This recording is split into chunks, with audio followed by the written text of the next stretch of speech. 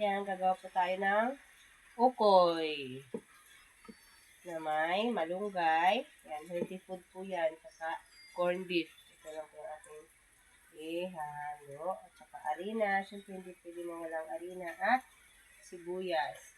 Kung may paminta kayo, pwede rin lagyan ng paminta. So, yan, nalagay muna natin yung harina. So, mga ilang scoop. 1, 2. Mga 3. Ayan. Estimate ko lang mga 3. And then, kalahati lang po nitong corned beef.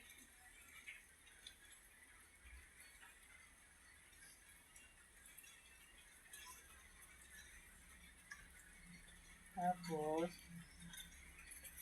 natin ng asin, konting asin. Tama yung panglasa.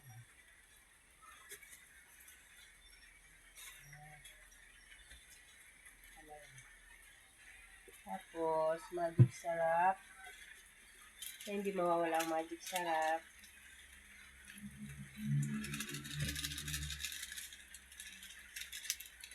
At, ang panghuli ay ang ating tubig.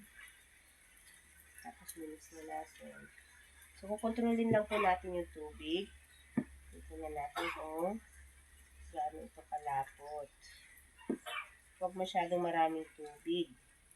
Pag maraming tubig, hindi na po siya magiging crunchy. So, mukhang kulang pa po tayo ng arena. Tingnan nyo naman, oh. Nangingibabaw po yung ating malunggay. Kaya, kagdagan pa po natin ng arena. Kontrolin lang po natin. Bala parami ang dadagdag natin arena. Alam nyo po, pag wala na po kami naisip na ulam, ito po yung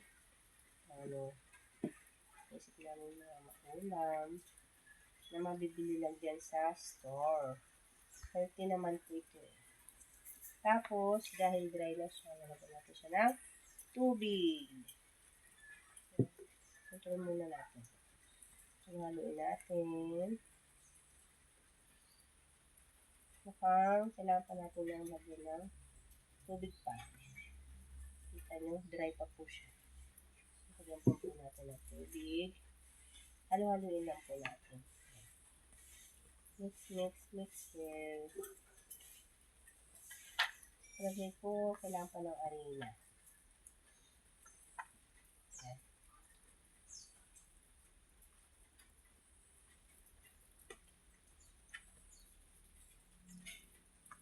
Kailangan pa natin po ng arena. Lagyan natin. Kapag dagan po ng arena.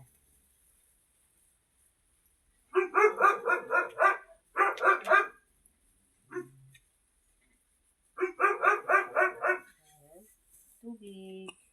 Pag naglagay po kayo ng arena, maglagay din po kayo ng tubig. Para lumapit.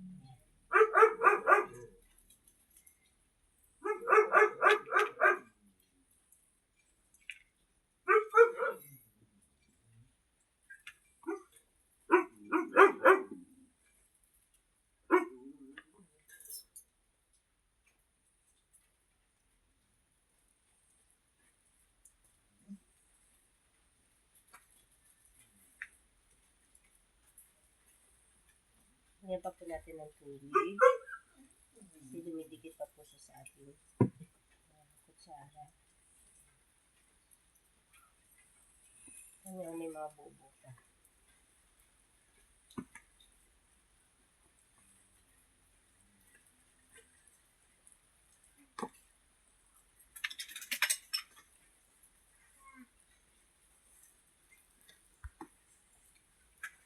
Ayan, abangan nyo mamaya magpiprito po tayo.